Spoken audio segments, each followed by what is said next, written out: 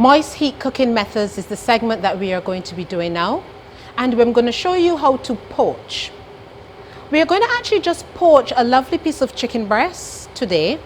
And with this chicken breast, you can use to make things like a chicken salad for sandwiches, or you can use in any other preparations. Because you will see that with moist heat cooking, we do not achieve that color and texture that you would normally get from dry heat cooking. But with moist heat cooking, you're able to maintain moisture. Therefore, your food, the dishes that's prepared using this method are usually juicy, as well as they are moist in their texture. But we don't necessarily get the color, okay? So you can use this for making things like salads, sandwich fillings, or you can poach and then, if anything, apply a dry technique, a dry heat cooking method technique to apply some color. Here, I'm just going to show you how to poach some chicken breasts. So the key to poaching. Poaching stems from boiling, simmering to poaching. So in my pan here, I have water. This water is currently at boiling point, just as we showed when we boiled potatoes. We need to lower this down, so we need to lower the temperature to start to come to simmering. So you see how the bubbles are much more gentle? We've moved to a simmering point, and we continue to lower until those bubbles are so gentle to reach to poaching point. See how gentle that is? Poaching. All you're seeing is these little bubbles to the bottom. We are poaching. So we need to flavor this liquid. In the industry, we use something called a court bouillon. You will get to that when you continue your studies in culinary arts. At this stage, all we want is you to understand what your poaching liquid is to look like. What is poaching? This is poaching. From boiling to simmering to poaching. And we're going to flavor this. If this doesn't taste good, whatever we put in here to poach won't taste good. So we're going to stick to some simple seasonings for our poaching liquid today. We're going to add in a lovely bunch of herbs. Here I have bay leaf, thyme, I have some basil, tomato, hey, basil, some parsley stalks into here. I'm also going to add some carrots. I love garlic, so we want some garlic flavor in there. Onion, of course.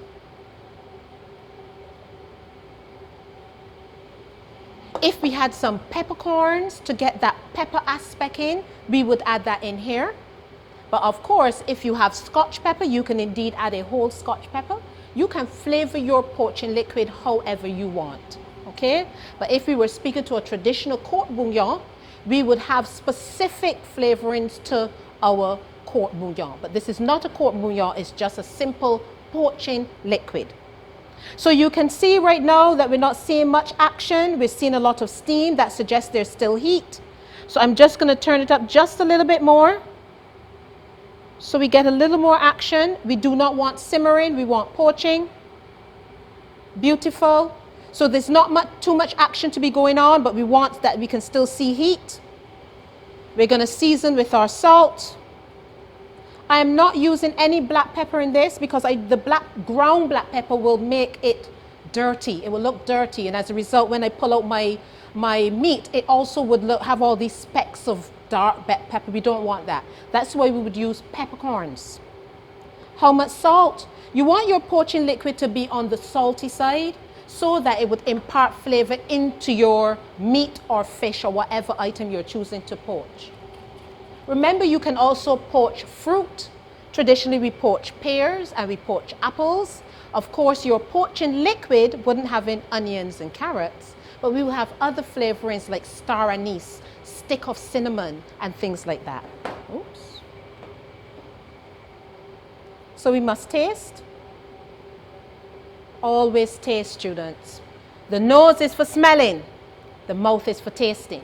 You don't know how good this tastes by how you smell it, okay?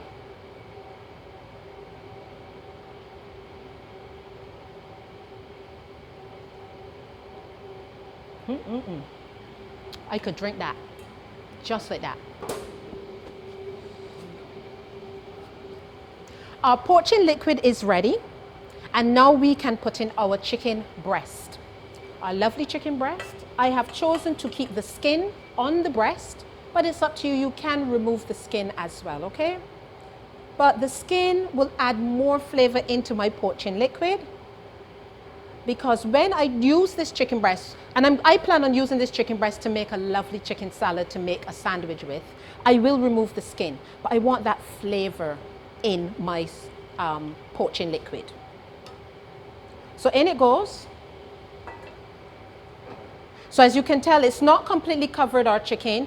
Your poaching liquid can cover your food. It just so happened that I don't have enough in here for the breast. I underestimated the thickness of my breast. It happens, not to worry. As we go along, because you can already see it starting to turn white, we will turn it over so that side of the breast can cook as well, okay? But you would normally have your poaching liquid to cover your breast. Now, in our mise en place of cooking, especially entree cooking, we always have a pot of boiling water. So already in my mise en place, I have my boiling water. So here I'm in a situation where I've underestimated the amount of liquid because I didn't realize how thick my breast was. I can now apply this boiling liquid to my already hot poaching liquid that will cover over my breast. However, students, what you run the risk of is losing some of the flavor. So what you need to do is when you add in if you choose to add in any water in there, you need to season it again. You're going to have to taste it and season it again. All right.